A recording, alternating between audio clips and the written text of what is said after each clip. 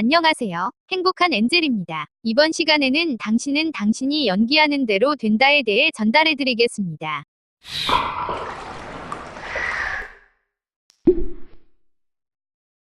태도는 행동에 영향을 미친다. 행동이 태도에 영향을 미치는 것 또한 사실이다. 티베트의 스님들은 그들의 소원이 새겨진 회전하는 원통 모양의 경전통을 돌리며 기도를 올린다.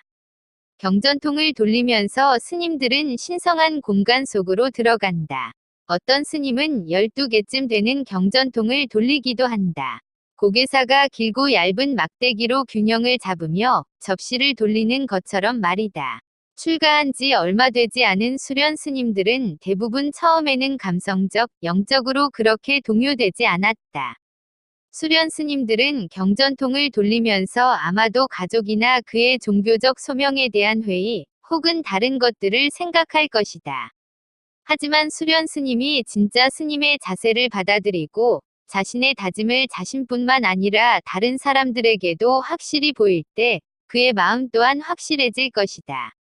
수련 스님에게는 스님이 되겠다는 의도를 갖는 것만으로는 충분하지 않다. 즉 스님처럼 행동하며 경전통을 돌려야 한다. 고대 그리스 철학자 디오게네스는 조각상의 국어를 하다 들킨 적이 있다. 친구들이 그 모습을 보고 크게 당황했다. 이렇게 엉뚱한 행동을 한 이유를 물어보자 디오게네스는 나는 거절당하는 것을 연습하고 있네 라고 대답했다. 그 조각상에게 계속 거절당하는 척함으로써 디오게네스는 국어라는 사람의 마음을 이해하는 법을 배우고 있었다. 우리가 어떤 태도를 지닌 척하고 행동하다 보면 자신도 모르는 사이에 감정도 행동을 따라가게 된다.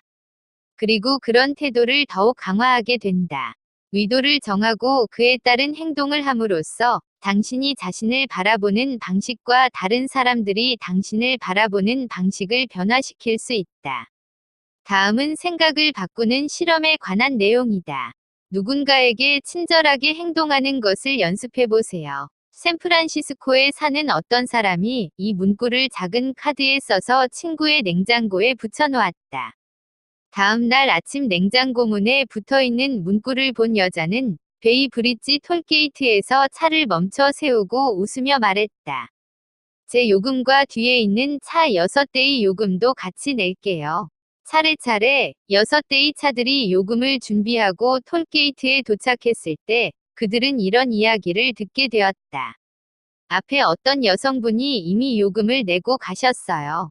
좋은 하루 되세요. 이후 그 여자는 편지를 쓸 때마다 마지막에 누군가에게 친절하게 행동하는 것을 연습해보세요. 라고 적었다. 그 편지를 받은 한 교사가 칠판에 이 문구를 적어 학생들에게 전해주었다.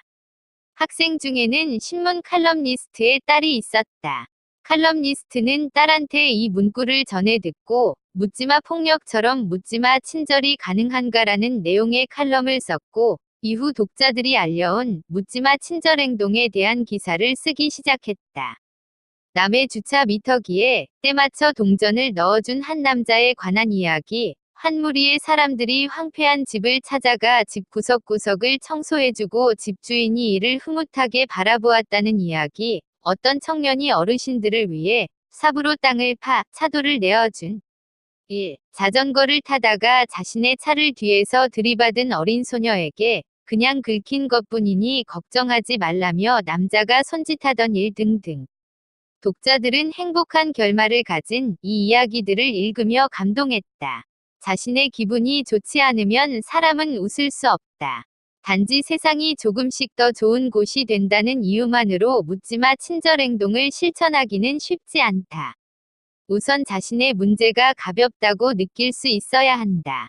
오늘 아침 치과에서 나는 간호사에게 내가 지금껏 본 사람들 중 웃는 모습이 가장 아름답다고 칭찬했다.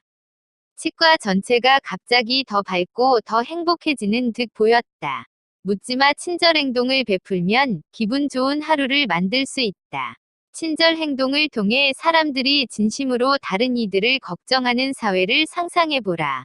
우리는 어떤 태도를 하는 척 흉내 내기만 해도 실제로 나의 모습이 그렇게 바뀌는 것을 보게 된다. 초현실주의 화가 살바도르 달리는 어린 시절 병적으로 수줍음을 탔다. 그의 삼촌이 수줍음을 극복하는 방법을 조언해줄 때까지 그는 벽장에 숨고 사람들과의 접촉을 피했다. 달리의 삼촌은 달리에게 연기자가 되어 외향적인 사람의 역할을 연기해보라고 말했다. 처음에 달리는 삼촌의 말을 믿지 않았다. 하지만 달리가 외향적인 사람처럼 행동하자 그의 뇌는 그가 연기하는 역할에 적응했다. 달리의 역할 연기가 그의 심리까지 바꾼 것이다. 또 다른 놀라운 예는 빅터 프랭클이다.